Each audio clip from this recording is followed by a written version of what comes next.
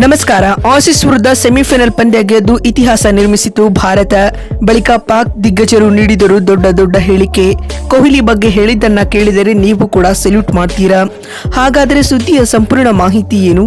ಅಷ್ಟಕ್ಕೂ team India Australia ವಿರುದ್ಧದ champions ಟ್ರೋಫಿಯ semifinal ಪಂದ್ಯ ಗೆದ್ದ ಬಳಿಕ ಪಾಕ್ನ ದಿಗ್ಗಜ ಹಾಗೂ ಮಾಜಿ ಆಟಗಾರರು ಹೇಳಿದ್ದೇನು ಗೊತ್ತಾ?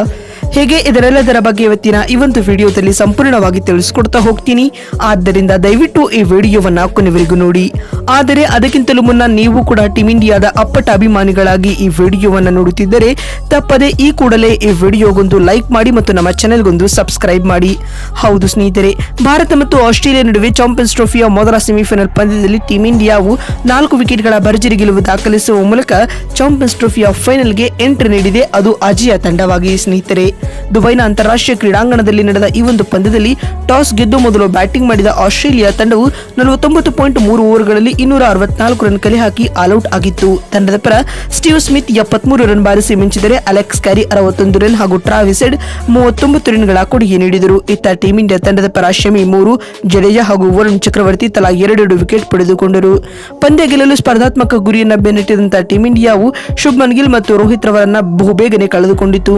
ಆದ್ಯಾಗೂ 3ನೇ ವಿಕೆಟ್ಗೆ ಜೊತೆಯಾದ ಶ್ರೇಯಸ್ ಅಯ್ಯರ್ ಮತ್ತು ವಿರಾಟ್ ಕೊಹ್ಲಿ 98 ರನ್ಗಳ ಜೊತೆ ಆಟವನ್ನು ನಡೆಸುವ ಮೂಲಕ ತಂಡದ ಗೆಲುವಿಗೆ ಭದ್ರ ಅಡಿಪಾಯವನ್ನು ಹಾಕಿಕೊಟ್ಟರು. ಮತ್ತು ಕೊನೆಯಲ್ಲಿ ಹಾರ್ದಿಕ್ ಪಾಂಡ್ಯ ಮತ್ತು ಕೆಎಲ್ ರಾಹುಲ್ ಹೊಡಿಬಡಿ ಆಟವನ್ನಾಡುವ ಮೂಲಕ ತಂಡವನ್ನ ಗೆಲುವಿನತ್ತ ಕೊಂಡೊಯ್ದರು. ಇದರೊಂದಿಗೆ ಟೀಂ ಇಂಡಿಯಾವು ನಿಗದಿತ ಟಾರ್ಗೆಟ್ ಅನ್ನು 48.1 ಓವರ್ಗಳಲ್ಲಿ 6 ವಿಕೆಟ್ ಕಳೆದುಕೊಂಡು ಚೇಸ್ ಮಾಡಿತು. ಈ ಮುಖ್ಯವಾಗಿ ಟೀಂ ಇಂಡಿಯಾವು ಆಸೀಸ್ ವಿರುದ್ಧದ ಈ ಸೆಮಿಫೈನಲ್ ಪಂದ್ಯವನ್ನ 4 ವಿಕೆಟ್ಗಳಿಂದ ಭರ್ಜರಿಯಾಗಿ ಗೆದ್ದುಕೊಂಡಿತು. ಮತ್ತು ಟೀಂ ಇಂಡಿಯಾ ತಂಡದ ಪರ ವಿರಾಟ್ ಕೊಹ್ಲಿ 98 ಎಸೆತಗಳನ್ನು ಎದುರಿಸಿ 84 ರನ್ ಬಾರಿಸಿ ಗರಿಷ್ಠ ಸ್ಕೋರರ್ ಎನಿಸಿಕೊಂಡರು. ಇನ್ನುಳಿದಂತೆ ಆಸ್ಟ್ರೇಲಿಯಾ ತಂಡದ ಪರ ಬೌಲಿಂಗ್ ನಲ್ಲಿ ನಾಥನ್ ಎಲ್ಲಿಸ್ ಮತ್ತು ಆಡಮ್ ಜಾಂಪಾ ತಲಾ 2 ವಿಕೆಟ್ ಪಡೆದುಕೊಂಡರು. ಆಸೀಸ್ ವಿರುದ್ಧದ ಭಾರತದ ಈ ಭರ್ಜರಿ ಗೆಲುವಿನ ಕುರಿತು ಮಾತನಾಡಿದ ಪಾಕ್ನ ದಿಗ್ಗಜ ಆಟಗಾರರಾದ ಶೋಯಬ್ ಅಖ್ತರ್ ಅವರು ಪಂದ್ಯ ಮುಕ್ತಾಯದ ಬಳಿಕ ಈ ರೀತಿಯಾಗಿ ಹೇಳಿದ್ದಾರೆ. ಪ್ರಸ್ತುತ ಕ್ರಿಕೆಟ್ ಲೋಕದಲ್ಲಿ ಟೀಂ ಇಂಡಿಯಾವೇ ಅತ್ಯಂತ ಬಲಿಷ್ಠ ತಂಡವಾಗಿ ಕಾಣಿಸಿಕೊಳ್ಳುತ್ತಿದೆ.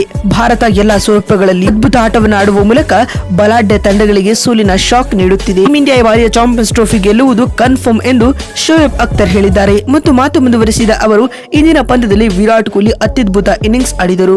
ಟೀಂ ಇಂಡಿಯಾ ಆರಂಭಿಕ ಹಂತದಲ್ಲಿ 2 ವಿಕೆಟ್ ಬಹುಬೇಗನೆ ಕಳೆದುಕೊಂಡರೂ ಕೂಡ ವಿರಾಟ್ ಕೊಹ್ಲಿ 265 ರನ್ಗಳ ಚೇಸ್ ಅನ್ನು ಸುಲಭವಾಗಿ ಮಾಡಿಸಿದರು ಎಂದು ಶೋಯಬ್ ಅಖ್ತರ್ ಹೇಳಿದ್ದಾರೆ. ಮತ್ತು ಮಾತು ಮುಂದುವರೆಸಿದ ಅವರು, ಕೊಹ್ಲಿ ವರ್ಲ್ಡ್ ಕ್ರಿಕೆಟ್ ಕಂಡ ಕ್ಲಾಸ್ ಆಟಗಾರ. ಈತನಿಗೆ ಎಷ್ಟೇ ದೊಡ್ಡ ಟಾರ್ಗೆಟ್ ಇದ್ದರೂ ಚಿಕ್ಕದಾಗಿ ಕಾಣುತ್ತದೆ. ಈತ ನಿಜವಾದ ಚೇಸಿಂಗ್ ಮಾಸ್ಟರ್ ಎಂದು ಬಣ್ಣಿಸಿದ್ದಾರೆ. ಮತ್ತು ಮಾತು ಮುಂದುವರೆಸಿದ ಅವರು, ರೋಹಿತ್ ರವರ ಕ್ಯಾಪ್ಟನ್ಸಿ ಕೂಡ ಇಂದಿನ ಪಂದ್ಯದಲ್ಲಿ ಅದ್ಭುತವಾಗಿತ್ತು ಎಂದು ತಿಳಿಸಿದ್ದಾರೆ.